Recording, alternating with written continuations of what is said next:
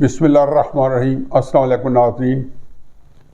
एक तो ख़बर यह है कि ब्रॉडशीट की हक हलाल की कमाई जो हमने बड़ी मेहनत के साथ एक पूरे निज़ाम को हिला के ज़मीन बोझ करके लंदन की अदालत के हुक्म के तहत ब्रॉडशीट ये कवे मूसवी के हवाले की थी, वो मेरा ख़्याल में तकरीबन 22 मिलियन डॉलर्स हैं या पाउंड्स हैं, वो जो कुछ भी है, तो उसकी बंदरबांड या वो अपनी उसको ठिकाने लगाने पे आज शुरू हो गए हैं और वो अपने कर्ज़े उतार रहे हैं और वो रकम तकसीम होना शुरू हो चुकी है।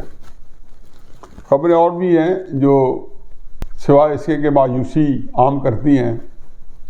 यूरोपियन यूनियन ने कानून पास किया है जिसमें बताया गया कि पाकिस्तान ने तौहीन सालत का कानून ख़त्म ना किया तो उसके ऊपर वो तिजारती पाबंदियाँ लगा देंगे।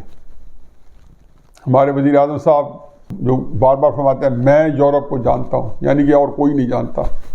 ये हमने एक वाहिद कुछ सैंपल ईजाद किए जो यूरोप को जानता है। मैं यूरोप रह चुका हूँ, बाकी यूरोप जो है कुछ जो रह के आए हैं और किसी ने उसको खंगाला नहीं है।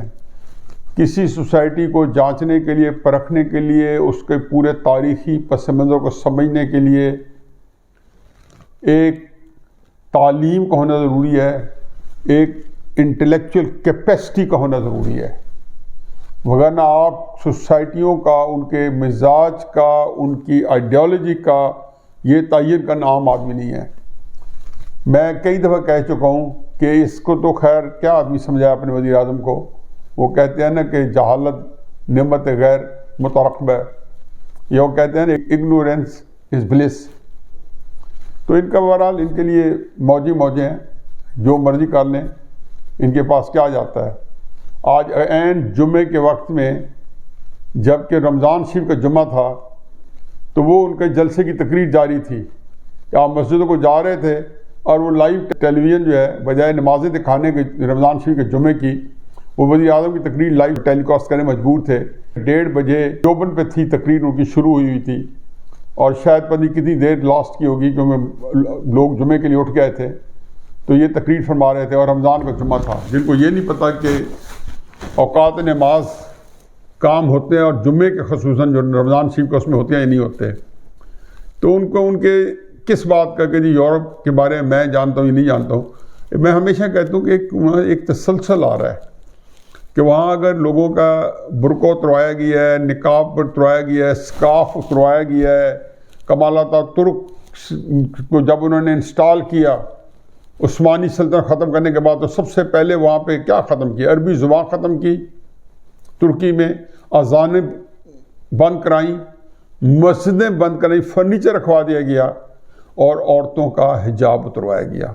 पाबंदी थी। ये उर्दुगान अल्लाह ताला इसको आला दर्जात में रखे और मज़ीद कामयाबियाँ करे कि ये आके इसने 80-90 साल के बाद तुर्की के अंदर दोबारा हिजाब को कम से कम सरकारी तौर पर यह पाबंदी ख़त्म करा दी है कि आप सरकारी महफिलों में या स्कूल कॉलेजेस में हिजाब के साथ नहीं आ सकते। ये ऐसे ख़त्म करा दी है। ना ऐसे किसी को ज़बरदस्ती हिजाब करवाया है और ना इस बात की इजाज़त दी है कि कोई ज़बरदस्ती हिजाब उतारे। तो हमारे ये यूरोपियन यूनियन का कानून भी उसी का एक शाखसाना है। FATF के अंदर एक इसी तरीके ये इसे और कई पाबंदियाँ आएंगी और पाकिस्तान को नाक रगड़वाने के लिए कई बंदोबस्त होंगे। इसी पैराए में फिर जिक्र हो जाए कि जो माल हम कश्मीर के ऊपर बेचना चाह रहे हैं, तो ये तो पता चल गया होगा कि उसके लिए जो पॉपुलर सपोर्ट है, एस्टेब्लिशमेंट के पास क्या होनी थी, जनरल बाजवा साहब के पास क्या होनी थी, वो पाकिस्तान की सियासी जमातों के पास भी नहीं है। जिसने भी कश्मीर के ऊपर सौदा करने की कोशिश की वही खर्च हो जाएंगे।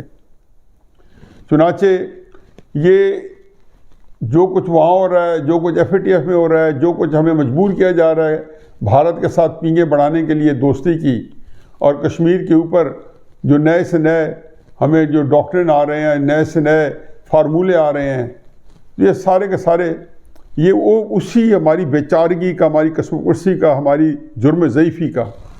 ये जुर्म ज़ईफ़ी आई कैसे? ये हमारी हरकतों की वजह से आई। इसी वजह से बशीर मेमन जो FIA के DGFIA हैं, जो उन्होंने कहते हैं स्पिलिंग द बीन्स, जो कुछ उन्होंने लोगों के सामने लेके आए उसकी चीखें हैं अभी तक निकल रही हैं। वज़ीर आज़म साहब जो हैं उन्होंने कल भी जब मीडिया के लोगों को बुलाया तो फिर वही बताया कि ये बात मैंने कही थी, ये नहीं की थी। मैं कहता हूँ जी कि वज़ीर आज़म साहब तकल्लुफ़ बरतरफ, आप एक मुस्तनद किस्म के गलत बयान वाक़े हुए हैं। आपने इतने झूठ बोले हैं और इतनी गलत बयानी की हैं और इतनी मुबालगा आराइयाँ की और अभी कर रहे हैं, रोज़ाना कर रहे हैं और आज भी कर रहे हैं। आपने पाकिस्तानियों को क्या धोखा देना था, जितना धोखा जिस कसरत से आपने अपने आप को दिया है वो भी पाकिस्तान में अपनी एक मिसाल आप है। और आप सबसे ज़्यादा एक खुद फरेबी का शिकार हुए हैं और वो ही सबसे बड़ा आपके लिए अज़ाब जान है। तो आज भी वो उसी तरीके से लगे हुए हैं और वो फरमा रहे हैं तहकीकात करवा दें। देखें क्राइसिस क्या है कि करप्शन के आप बहुत बड़े लंबरदार हैं, पार्टी फंडिंग के ऊपर आप कभी नहीं करवाएंगे तहकीकात। क्या फ़र्क पड़ता है? आप तो हाथ साफ करवा सकते थे। आप बता सकते थे कि पिछले 30-40 साल में आपने कितने टैक्सेस दिए हैं, कहाँ कहाँ आपने मनी लॉन्ड्रिंग किया या नहीं की। आपने 2003 के अंदर रज़ाकाराना तौर पर बता दें कि आपने ब्लैक मनी वाइट क्यों कराई थी। इसलिए कि आपकी डिक्लेयर नहीं थी। डिक्लेयर इसलिए नहीं थी कि आपने कभी पाकिस्तान में टैक्स नहीं दिए थे। तो इसलिए इसमें तो दो राय नहीं है कि आप एक मुस्तनद किस्म के दरोग गो वाक़े हुए हैं। तो चुनांचे बशीर मेमन को अगर आपने आड़े तो लेना है तो उसकी तहकीकात करवा लें। जैसे मैंने अभी अर्ज़ किया कि पार्टी फंडिंग से लेके जितनी सेनेट की लेन देन से लेके जो खरीदो फरोख्त हुए हैं, जो इल्ज़ामात आप पे लगे हैं, जितने करप्शन के स्कैंडल आपकी हुकूमत बने हैं, किसी एक की भी तहकीकात करवा लें।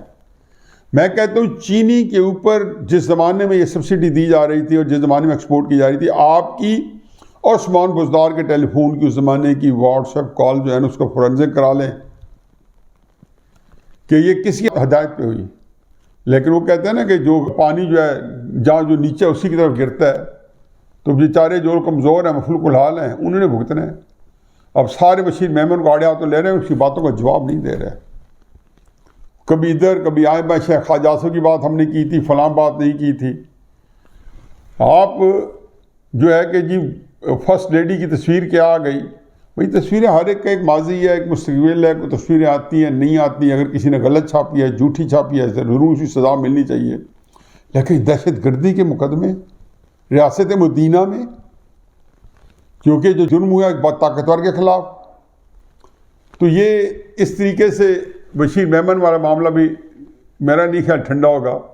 ये ज़बानी कलामी नहीं होगा। उसके लिए कोई आप में जुर्रत है तो कोई दयानतदार जस्टिस वजीहुद्दीन जैसा जज जो है उसका कोई कमीशन बिठा दें और दूध का दूध है पानी का पानी हो जाए। कि आप काजी फायज़ ईसा को अरेस्ट करवाना चाहते थे या नहीं करवाना चाहते थे। आप सऊदी अरब के जो मोहम्मद बिन सलमान वाले रात हैं वो चाहते हैं उसको मतलब औकात कम उतनी तो हो जाए, हालांकि उसकी भी कोई औकात नहीं है, उतनी तो औकात हो जाए। वो चीन जो कि एक 80 साल से दुनिया में एक अपनी नौइयत का मजबूत सियासी मुस्तहकम निज़ाम दिया है, और वो कहते हैं नहीं मुझे उस तरह का निज़ाम को बना दो, अनोखा लाडला मांगे को चांद। और आप आ जाए, असल हमारा मौजू है कराची का ज़िमनी इलेक्शन, हल्का 249। अच्छी चीज़ तो इसकी ये है कि तहरीक इंसाफ जिस बुरी तरह हारी है इस पर खुशी मनानी चाहिए। कतई नज़र इसके कि इलेक्शन कैसे हुए हैं, उसकी जग हंसाई कितनी हो रही है नहीं होगी, वो किस तरह का लास्ट कर सकेगा, मज़ीद उसके ऊपर क्या कुछ इसके शाखसाने होंगे। लेकिन तहरीक इंसाफ की ज़िल्लत आमेज़ तौहीन आमेज़ शिकस्त के बाद पहले तो मुझे उस पर जो है ना अपनी एक मेरे लिए आसूदगी है और मुझे खुशी है गुना कि असलियत पता चल गई है कि ये टोटल वहाँ पे 9000 वोट्स की पार्टी थी मेरे ख्याल में।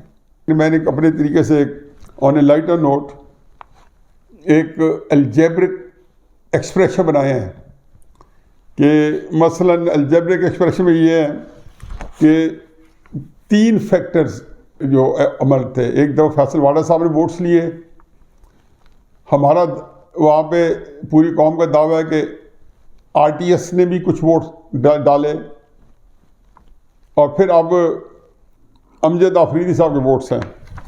तो ये NA 249 में आप ये देख लें कि फैसल वाडा साहब minus Amjad Afridi sahab is equal to RTS। Faisal Vawda sahab के जो वोट्स हैं वो 35,344 हैं। अच्छा, इसमें से अमजद आफरीदी साहब के 8,922 वोट्स निकाल दें तो जो बाकी बचेगा वो RTS के वोट्स बचेंगे। तो ये मेरा अलजेब्रिक एक्सप्रेशन है कि RTS इज इक्वल टू 26,422 हल्का 249। अब मैंने एक और भी निकाला है।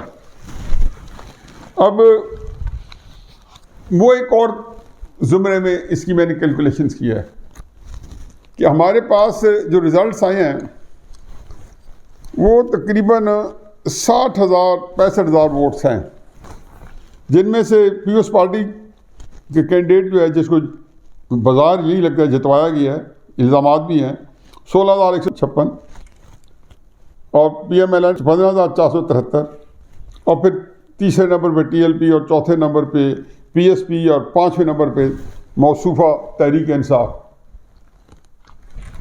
अब ये जो है मुझे इसमें एक और बात करनी है। जहाँ तक तहरीक इंसाफ के हारने की वजह वो तो बता दिया।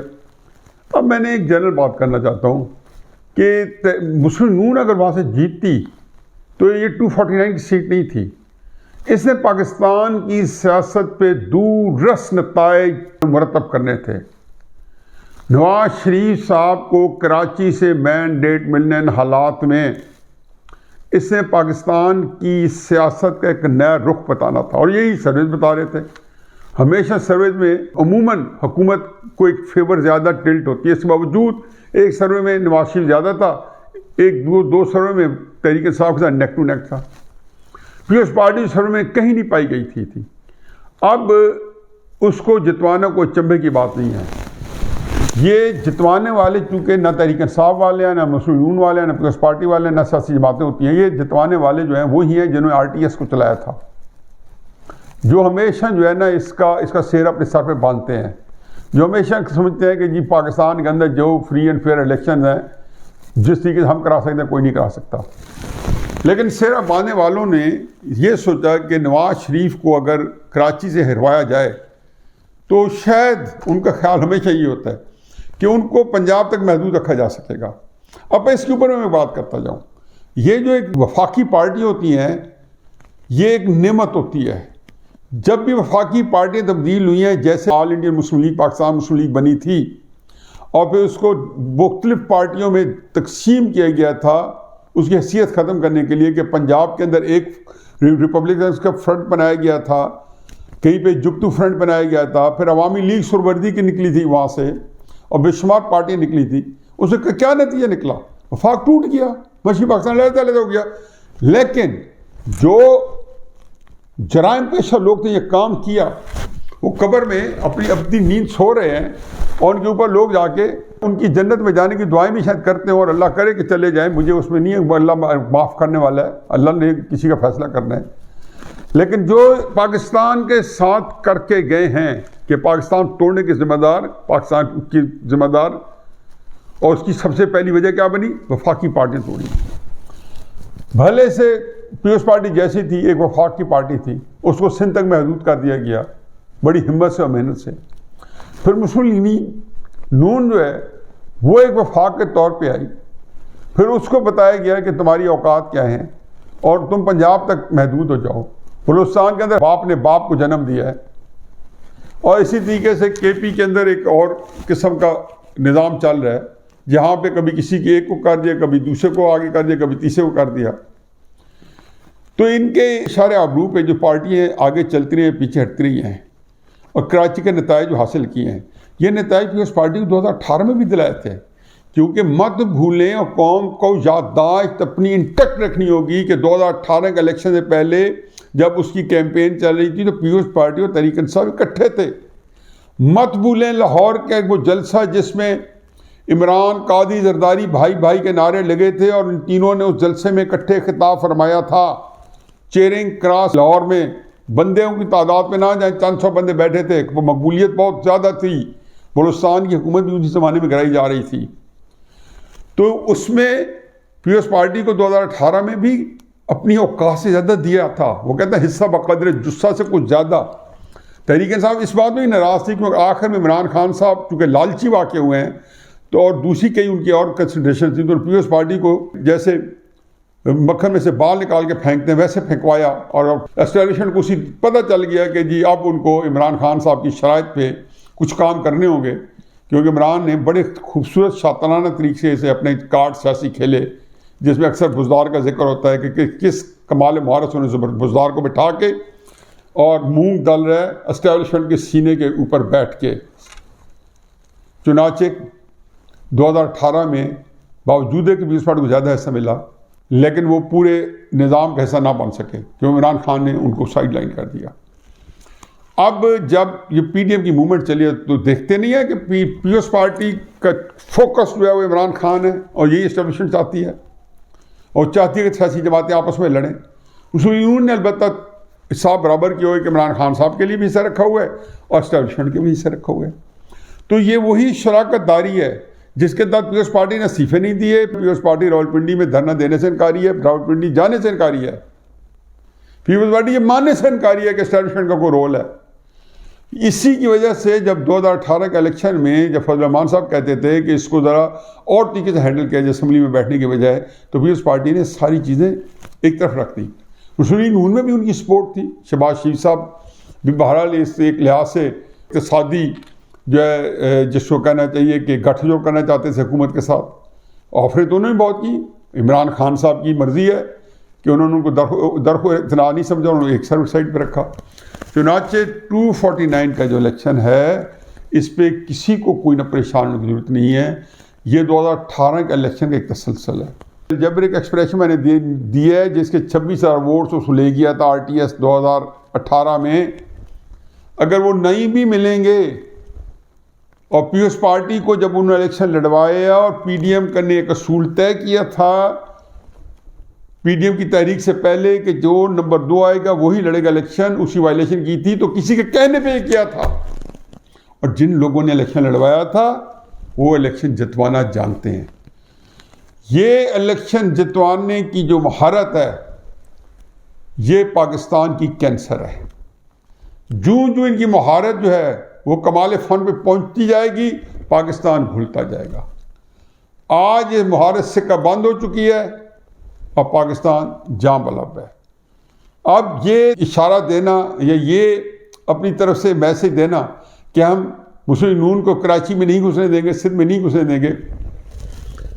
मुस्लिम नून तो खैर आपसे हिसाब कर ले कि सियासी जमात अब कैसे करती है, वो जाने और आप जाने। लेकिन मैं एक पाकिस्तानी के चीज़ बता दूं